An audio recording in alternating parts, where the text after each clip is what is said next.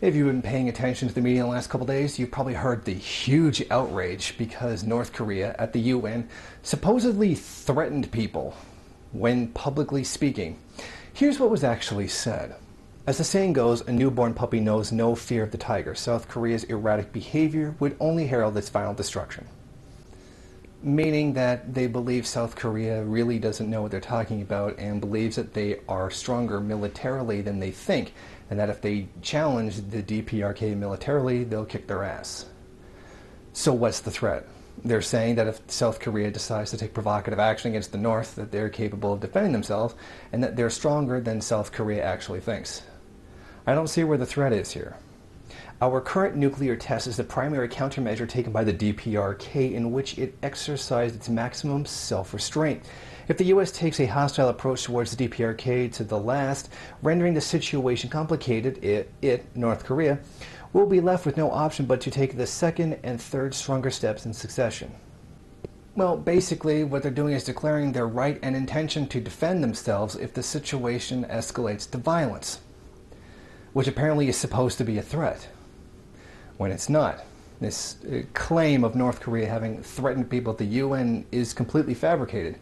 Now, to get a better understanding of what it was that was meant by the statement, I did contact someone I know, Paik Il-tan, who is an official diplomat for the DPRK in Norway. And this is what he had to say on it. He means that the Republic of Korea is believing that it is strong, but is also empty-minded, like a teenager which thinks he can do anything and act like an aggressor, even though he's just a loudmouth which someone will give a beating to put a stop to this aggressive attitude. They think that they are stronger than they really are and act like they were 10 times better than they really are, blinding themselves until they get defeated, only to realize how weak they actually were. Now, this is a much better clarification of what the statement actually meant. If we are to believe the Western media, they've just gone ahead and claimed that North Korea threatened everybody. Now, a representative from the UN denounced this statement, saying that they were going to defend themselves, claiming that it was a threat made to everyone else. It cannot be allowed that we have expressions which refer to the possible destruction of UN member states. Are you kidding me?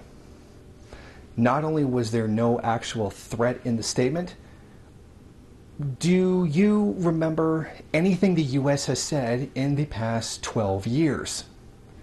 There was constant threats of, well, frankly, annihilation of both Iraq, Afghanistan, threats made against Libya, which, by the way, did materialize, and there were about 3 million people who died in Iraq and Afghanistan, and tens of thousands who died in Libya as a result of U.S. actions. Not to mention the countless others who have been killed by drone strikes. This is absolutely hypocritical. North Korea declares its intention to defend itself, and all of a sudden the UN says, oh, this is a threat made against people, and that they don't tolerate that kind of thing around here, having people throw threats. Meanwhile, the United States has done nothing but that for the past 12 years.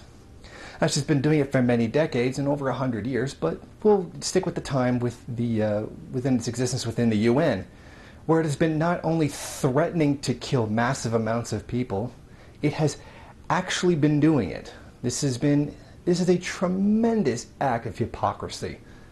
The UN just seems to be turning more and more into just a complete U.S. tool as days go by. The people of the DPRK have an absolute right to defend themselves from the imperialist aggression of the U.S., despite what the UN or the U.S. may think.